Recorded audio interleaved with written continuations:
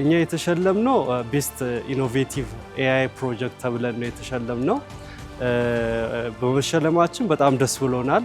ሀሳባችን ላይክ ቦታ አግኝቶ ቫሊዴት ተደርጎ ይሄን ያህል ክብር በመሰጠቱ እኛ ደስ ብሎኛል። አንድም ደስ ብሎኛል፣ ሁለቱም ደግሞ ላይክ እንደ ሪስፖንሲቢሊቲ ተሰምቶኛል ማለት ነው። ይሄን ፕሮጀክት በቀጣይ ላይክ እውን ለማድረግ እና ላይክ ስኬታማ ለማድረግ ኢኒሺየቲቭ እንደሆነ አድርጎኛል ማለት ነው። ኢትዮጵያ አርቲፊሻል ኢንተለጀንስ ለማመስገን እፈልጋለሁ። ምክንያቱም ትልቅ ኦፖርቹኒቲ ነው ያመቻቸልን። ኦፖርቹኒቲ ብቻ ሳይሆን ፕሮዳክታችን ላይክ እውን እንዲሆን ብዙ ድጋፍ ሲያደርግልን ነበርና ለዚህ የኢትዮጵያ አርቲፊሻል ኢንተለጀንስን ማመስገን እፈልጋለሁ ማለት ነው።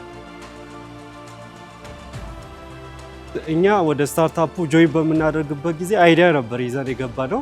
ስለዚህ አይዲያችንን ዴቨሎፕ አድርገናል።